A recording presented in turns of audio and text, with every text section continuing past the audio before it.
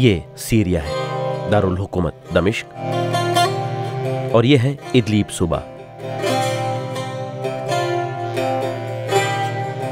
जिसके शहर खान शेखून में ये एक छोटी सी दुकान है। और मिलिए इस दुकान के 29 साला मालिक अब्दुल हमीद अल यूसुफ से।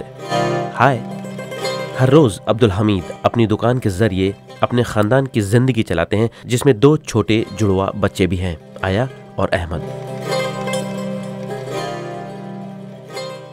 इस साल 4 अप्रैल को सुबह होने से पहले अब्दुल हमीद के घर वाले सो रहे थे। उनकी आंख खुली एक जोरदार धमाके की आवाज से। उनके घर के नजदीक हर जगह धुआं ही धुआं था। हमीद के चाचा अल यूसुफ देखने के लिए बाहर भागे। सामने चलती एक खातून अचानक गिर पड़ी। चाचा समझ गए थे कि कुछ गड़बड़ है। वो अंदर भागे और खिड़कियां बंद कर दी। कुछ देर में हवा उनके घर के पास से सारा धुआं उड़ा ले गई। लेकिन अब्दुल हमीद के खानदान की किस्मत में न जाने क्या लिखा था। वो अपनी बीवी और जुड़वा बच्चों के साथ घर से निकल गया, उन्हें महफूज जगह ले जाने के लिए। आया और अहमद पहले तो होश में थे, लेकिन जल्दी ही वो कांपने लगे और उन्हें सांस लेने में मुश्किल होने लगी। अब्दुल हमीद उन्हें बाहर ले गया। उनकी हालत खराब होती गई। अब्दुल हमीद उन्हें नर्स के पास ले गया। ये सोचकर कि आया और अहमद अब ठीक है, हमीद अपने बाकी रिश्तेदारों को ढूंढने निकल गया। लेकिन वहां उसे मिली तो बस लाशें उसके 2 भाइयों की, 2 भतीजों की और एक भतीजे की, साथ ही पड़ोसियों और दोस्तों की।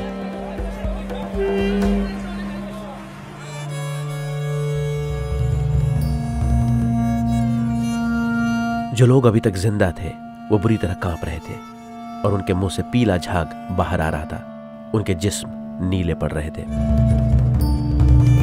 नाजुक होने की वजह से बच्चे जल्दी बेहोश हो रहे थे।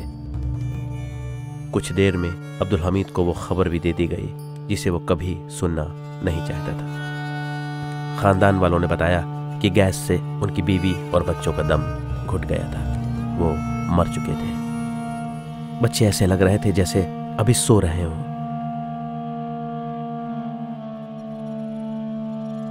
अब्दुल हमीद ने उन्हें दफनाने से पहले आखिरी बार गले लगाया।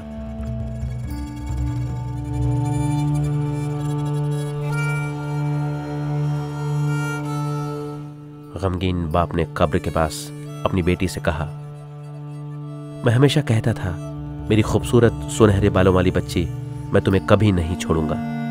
मेरी प्यारी बच्ची, तुम मुझे ही छोड़कर जा रही हो।